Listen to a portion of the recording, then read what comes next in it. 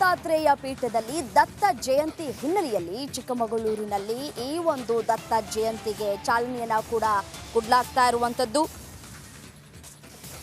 ಶೋಭಾಯಾತ್ರೆಗೆ DJ ವಿವಿಧ ಕಲಾ ತಂಡಗಳ ಮೆರುಗು ಬಂದಿದೆ. ಚಿಕ್ಕಮಗಳೂರು ನಗರದಲ್ಲಿ ಶೋಭಾಯಾತ್ರೆಗೆ ಚಾಲನೆ ಸಿಕ್ಕಿರುವಂಥದ್ದು ಕಾಮಧೇನು ಮಹಾಗಣಪತಿ ದೇವಸ್ಥಾನದಿಂದ ಆರಂಭ ಆಗಿದೆ.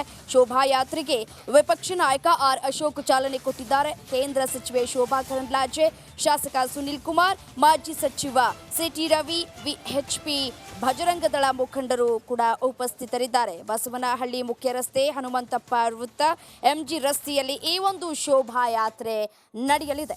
ಇನಾಮ್ ದತ್ತಾತ್ರೇಯ ಪೀಠದಲ್ಲಿ ದತ್ತ ಜಯಂತಿ ಹಿನ್ನೆಲೆಯಲ್ಲಿ ಚಿಕ್ಕಮಗಳೂರು ನಗರದಲ್ಲಿ ಶೋಭಾಯಾತ್ರೆಗೆ ಚಾಲನೆ ಸಿಕ್ಕಿರುವಂಥದ್ದು ದೃಶ್ಯದಲ್ಲೂ ಕೂಡ ಗಮನಿಸ್ತಾ ಇದ್ದೀರಿ. ಅದ್ಧೂರಿಯಾಗಿ ಚಾಲನೆ ದೊರೆತಿದೆ. ಶೋಭಾಯಾತ್ರೆಗೆ ಡಿಜೆ ವಿವಿಧ ಕಲಾ ತಂಡಗಳ ಮೆರುಗು ಕೂಡ ತಂದಿರುವಂಥದ್ದು. ಕಾಮಧೇನು ಮಹಾಗಣಪತಿ ದೇವಸ್ಥಾನದಿಂದ ಈ ಒಂದು ಶೋಭಾಯಾತ್ರೆ ಆರಂಭ ಆಗಿದೆ. ಶೋಭಾಯಾತ್ರೆಗೆ ವಿಪಕ್ಷ ನಾಯಕ ಆರ್ ಅಶೋಕ್ ಚಾಲನೆಯನ್ನು ಕೊಟ್ಟಿರುವಂಥದ್ದು. ಈ ಸಂದರ್ಭದಲ್ಲಿ ಕೇಂದ್ರ ಸಚಿವೆ ಶೋಭಾ ಕರಂದ್ಲಾಜೆ, ಶಾಸಕ ಸುನಿಲ್ ಕುಮಾರ್, ಮಾಜಿ ಸಚಿವ ಸಿಟಿ ರವಿ, ವಿಎಚ್ಪಿ ಭಜರಂಗದಳದ ಮುಖಂಡರು ಕೂಡ ಉಪಸ್ಥಿತರಿದ್ದಾರೆ. ಬಸವನಹಳ್ಳಿ ಮುಖ್ಯ ರಸ್ತೆ, ಹನುಮಂತಪ್ಪ ವೃತ್ತ, ಎಂಜಿ ರಸ್ತೆಯಲ್ಲಿ ಈ ಒಂದು ಶೋಭಾಯಾತ್ರೆ ಸಾಗಿ ಹೋಗುತ್ತೆ.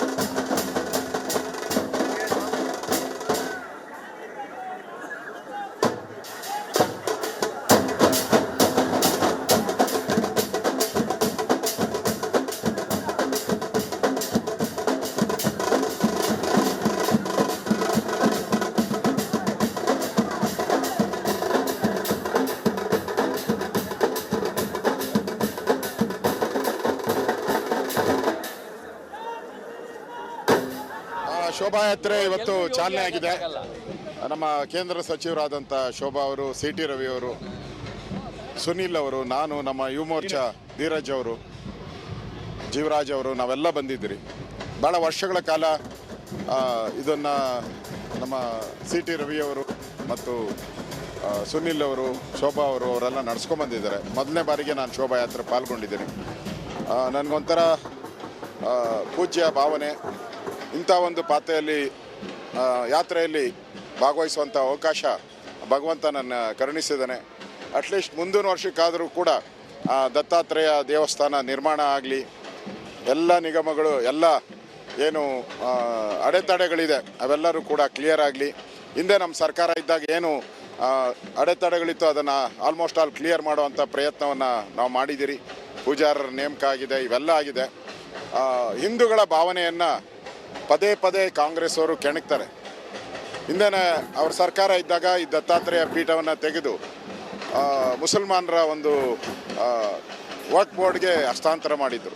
ಈಗ ಮತ್ತೆ ಕೋರ್ಟ್ ಆದೇಶದ ಪ್ರಕಾರ ಧಾರ್ಮಿಕ ದತ್ತಿ ಇಲಾಖೆಗೆ ಬಂದಿದೆ. ಸೊ ಮುಂದೇನೂ ಸಹ ಈ ದತ್ತಾತ್ರೇಯ ದತ್ತಪೀಠ ನಮ್ಮದು. ಹಲವಾರು ವರ್ಷಗಳ ಬೇಡಿಕೆ ನಮ್ಮದು ಅರ್ಧಂಬರ್ಧ ಈಡೇರಿದೆ. ಬರುವಂಥ ದಿನಗಳಲ್ಲಿ ಈ ದತ್ತಪೀಠ ಪೂರ್ಣವಾಗಿ ಹಿಂದೂಗಳ ಸ್ವಾಧೀನ ಆಗಬೇಕು. ಬಾಬಾ ಬುಡನ್ ಅವರಿಗೆ ಪಕ್ಕದ ನಾಗೇನಹಳ್ಳಿಯಲ್ಲಿ ಮಸೀದಿ ನಿರ್ಮಾಣ ಮಾಡಿ ಅಲ್ಲಿ ಅವರಿಗೆ ಪ್ರಾರ್ಥನೆ ಆಗಬೇಕು. ಆದರೆ ದತ್ತಪೀಠ ಅದು ನಮ್ಮದು.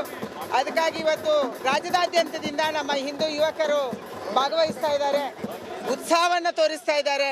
ನಾವೆಲ್ಲರೂ ಒಗ್ಗಟ್ಟಾಗಿರ್ಬೇಕನ್ನುವಂಥ ಒಂದು ಕರೆಯನ್ನು ಕೊಡ್ತಾ ಇದ್ದಾರೆ. ಇವತ್ತಿನ ಶೋಭಾಯಾತ್ರೆ ಯಶಸ್ವಿ ಆಗುತ್ತೆ. ಮತ್ತು ನಾಳೆ ಎಲ್ಲರೂ ಕೂಡ ಮಾಲೆ ಧರಿಸಿದಂಥ ಭಕ್ತಾದಿಗಳು ದತ್ತಪೀಠಕ್ಕೆ ಹೋಗ್ತಾರೆ, ಪೂಜೆಯನ್ನು ಸಲ್ಲಿಸ್ತಾರೆ. ಅದಕ್ಕಾಗಿ ನಾವೆಲ್ಲರೂ ಕೂಡ ಆನಂದದಿಂದ ಭಾಗವಹಿಸ್ತಾ ಇದ್ದೀವಿ. ಇಲ್ಲ, ಇವತ್ತು ರಾಜ್ಯ ಸರ್ಕಾರ ಹಿಂದೂಗಳನ್ನು ದಮನ ಮಾಡುವಂಥ ರೀತಿಯಲ್ಲಿ ಮಾಡ್ತಾ ಇದೆ. ಆದರೆ ಇವತ್ತು ವಿಶ್ವ ಹಿಂದೂ ಪರಿಷತ್ತಿನ ನೇತೃತ್ವದಲ್ಲಿ ದತ್ತ ಜಯಂತಿಯನ್ನು ವಿಜೃಂಭಣೆಯಿಂದ ಆಚರಣೆ ಮಾಡಲಾಗ್ತೈತೆ. ಯಾರೂ ಕೂಡ ಪ್ರಚೋದನಕಾರಿ ಮಾತನ್ನು ಹೇಳಬಾರ್ದು. ಅದು ಪ್ರಮೋದ್ ಮುತಾಲಿಕ್ ಇರ್ಬೋದು ಅಥವಾ ಯಾರೇ ಇರ್ಬೋದು, ಪ್ರಚೋದನಕಾರಿ ಹೇಳಬಾರ್ದು. ಆದರೆ ಹಿಂದೂಗಳ ಪೀಠ, ದತ್ತಪೀಠ ಅದು ನಮಗೆ ದಕ್ಕಬೇಕು. ಈ ಹೋರಾಟದಲ್ಲಿ ಎಲ್ಲ ಸಂಘಟನೆಯ ಭೇದ ಭಾವವನ್ನು, ಜಾತಿ ಭೇದವನ್ನು, ಧರ್ಮ ಭೇದವನ್ನು ಬಿಟ್ಟು ಎಲ್ಲರೂ ಒಟ್ಟಾಗಿ ಇದಕ್ಕೆ ಶ್ರಮ ವಹಿಸಬೇಕು. ಒಗ್ಗಟ್ಟಾಗಿ ನಾವು ಒಗ್ಗಟ್ಟು ತೋರಿಸಿದೆ, ಖಂಡಿತ ಈ ದತ್ತಪೀಠ ನಮ್ದಾಗುತ್ತೆ. ಸರ್ಕಾರದ ದಮನ ನೀತಿಗೆ ನನ್ನ ಖಂಡನೆ ಇದೆ. ದತ್ತಪೀಠ ನಮ್ಮದು. ಹಲವಾರು